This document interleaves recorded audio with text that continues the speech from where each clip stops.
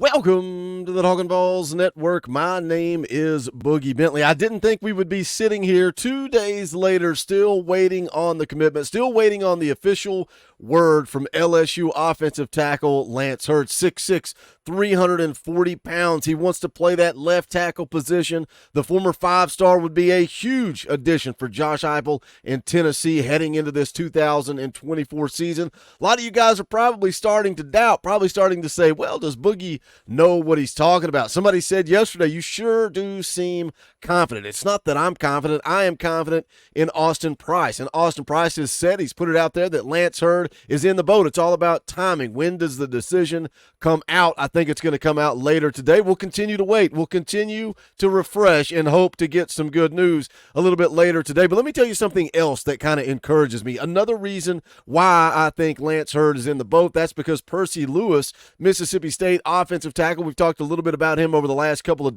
days or so, was supposed to be in town this weekend. That visit magically has been canceled. So I think you've got your confirmation. It's not a matter of if, it's more of a matter of when. And that, as I've talked about Lance Hurd before, man, he is one of the highest rated prospects, would be second as far as high school grades go, behind only Nico Iamaleava, although there is another potential target that would actually grade out higher than Lance Hurd. Tennessee has a shot. The dominoes are falling, the Nick Saban effect. Tennessee's got a big-time prospect they're going to take a look at. We're going to get into it. We're going to talk about it, but as always, do me a favor and smash that thumbs up just below this video. It is quick, it is free, and it is easy. It helps the channel. I would greatly appreciate it. Also, if you're new to the Talkin VAWLS Network, welcome. We're not experts. We're not insiders. We're not media. We don't pretend to be any of that, man. We talk about everything going on with Tennessee football news. We come here as a community, and we break it down. We get into it. It could be message board rumors. It could be anything. It could be something on Twitter that gets us fired up, and we want to talk about it. We can talk about anything and everything regarding Tennessee football right here on the Talkin VAWLS Network. If you like what we do, make sure you subscribe. Click that bell for notifications. You're not going to miss out when we go live, when we drop videos. Right now, I'm live every Tuesday night, 6:30 p.m. Eastern time, but we also throw in some random Wednesday streams. We're going to do some recruiting streams, portal streams, film breakdown streams. It's all right here. Make sure you're subscribed and dialed in. So let's talk about that Saban effect, right? This is something I talked about in yesterday's video about Nick Saban announcing his retirement. Some of the dominoes are going to start to fall. You're seeing decommitments. You're seeing kids enter the transfer portal, and you see Steve Wiltfong log that crystal ball prediction for George McIntyre, five-star quarterback to end up at Tennessee. Now, Austin Price, VolQuest, they felt pretty confident about where Tennessee was at before the Saban announcement. So this is just a little icing on the cake. Somebody asked me yesterday, said, Boogie, is this a spoiler or is this a true prediction? I don't think it's necessarily a spoiler. I think just Nick Saban announcing his retirement was the final domino to fall where Steve Wiltfong felt that confidence for George McIntyre. And again, McIntyre, huge prospect, man. Five-star quarterback, in-state kid. I think he is crucial for the class of 25. It's your Nico. It is your Nico in this class. Now people are going to be able to see Nico on the field. They're going to be able to know, hey, I got George in the boat. That's my quarterback. That's my guy. By the way, George McIntyre said he was done with visits. He wasn't taking any more visits. He was going to make his commitment. He had seen enough. Guess what? He's going to be in town for a junior day coming up soon. Coincidence? I think not. I think that is Josh Heupel being calculated. As always, GMAC going to be in town, and we are going to know that he's a Vol, and he's going to start recruiting for the Big Orange in the class of 2025. Now, I told you guys, speaking of big-time targets, again, he would be the second highest-graded player. Been saying that about Lance Hurd, but now the Nick Saban effect, Tennessee, this is a class of 24 guy, has decommitted, and according to VolQuest, Tennessee is going to take a shot here. They're going to swing. This is a big one. Ryan Williams, number 9 overall recruit, decommits from Alabama. Again, we're seeing this because of the retirement of Nick Saban. This article from ESPN says just hours after it was known that Nick Saban was retiring as Alabama's head coach, 5-star wide receiver Ryan Williams told ESPN on Wednesday that he has decommitted from the Crimson Tide's 2024 class. Says here he's the number 9 overall prospect, number 3 receiver in the ESPN 300 rankings. Player out of Saraland, Alabama. Williams has been committed to the Crimson Tide since October, and he was caught off guard by the news of Nick Saban retiring. Imagine this. This is from Williams himself. He said, I had no idea. It's the dead period. I just saw all the other players transferring, declaring for the draft. I was wondering what would happen, but I found out through Twitter. found out through Twitter that Nick Saban was retiring. I get it, man. It's 2024. That's the way the world works. You got to put it out through Twitter. You got to leak it to the press before you can start calling kids. You start calling kids, it's getting leaked anyway. What difference does it make? But you look at Ryan Williams. Again, this is a class of 2024 kids, 6 foot, 165 pounds, 5-star prospect, number 12th ranked player in the country, top 5 wide receiver. Scouting report from 247 Sports.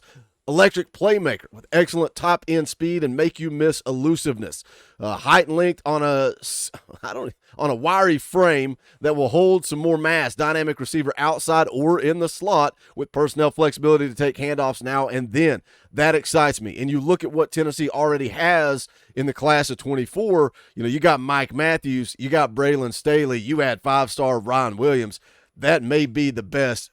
I'm not even going to say may. That would be the best wide receiver class in 2024, and they would be on their way to the University of Tennessee with Nico slinging the rock and G-Mac in waiting. Sign me up for this. We are seeing the Nick Saban effect. Scouting report goes on to say enormously productive with high per-touch rates, provides an immediate return game option at the next level, outstanding track and field profile with sub-10 500 meters, also 21.2 in the 200-meter range, sub-48 400-meter speed, and a 6'8 high jump. Field speed corresponds as he does not get run down in any situation versus high school competition. Nuclear explosion out of cuts, rare stop-start ability with limited gear down preceding eruptive burst, quickly negates cushion and stretches the field vertically with blow-by speed. If you're nitpicking, can add some bulk and strength that should come with further physical development. Occasionally displays some lower half tightness in the knees and ankles, but in-space agility and juking ability does not seem to suffer. Entering his junior season, looks like one of the nation's top receivers and top overall prospects in the 2025 cycle. Now, it says 2025 there. The article from ESPN goes on to talk about how he reclassified. He is in the class of 2024, going to be making a decision in February. He had not signed any paperwork, he had been committed to Alabama, but he had planned all along to sign on his birthday in February. So what happens here? Again, according to VolQuest, they put out that Tennessee is going to take a swing here. What does that mean? Do they have a shot? Do they have any opportunity at getting Ryan Williams? Well, it sounds like, according to On3, you go look at an article that came out just recently from Chad Simmons. It sounds like Auburn heavily in the mix here. It's Auburn. Also, Texas is a team to keep an eye on. But this is, again, why not swing? Why not see what happens? And I think if you got G-Mac in the boat, that's a huge leg up. You got Nico on campus. That's a huge leg up. You look at this football team going into 2024, you got your entire offensive line coming back, plus you're upgrading from Gerald Mincey to Lance Hurd. I think that is an upgrade. You got some weapons all around you, but this class of 24 wide receiver crew with Mike Matthews, Braylon Staley, and Ryan Williams would be electric. We'll see. Just wanted to bring you that name. That's something to keep an eye on. Plus, I want to talk about another transfer portal target. I mentioned the kid from Mississippi State canceling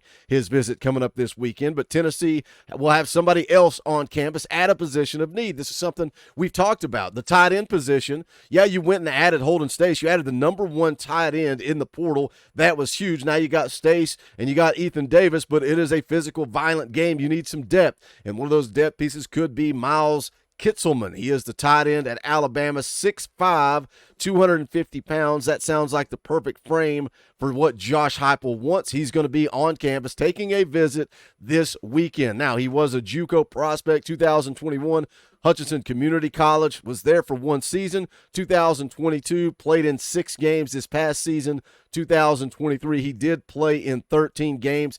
Didn't have a lot statistics-wise. 2 catches for 18 yards. But again, how are you going to add a tight end that's expecting to come in and start? I think Miles Kitselman is more of a depth piece. I'm going to come to Tennessee. He's got 1 year of eligibility, but he could possibly get a waiver for a 2nd year of eligibility. So I think that would be big. Get him on campus, give you some depth there in that tight end room. But again, wanted to bring you that name because he is going to be on campus this weekend. A lot of information I just threw at you, man. Just a lot going on right now. Previously, I like to focus on one topic, kind of break it down. There is so much going on as we wait for the commitment of Lance Hurd. Nick Saban retires. Steve Wiltfong drops the crystal ball for George McIntyre. And then you've got Ryan Williams, a 5-star wide receiver coming up out of nowhere that Tennessee is going to swing, and they're going to see what happens. Also got the visit coming up this weekend from the Alabama tight end.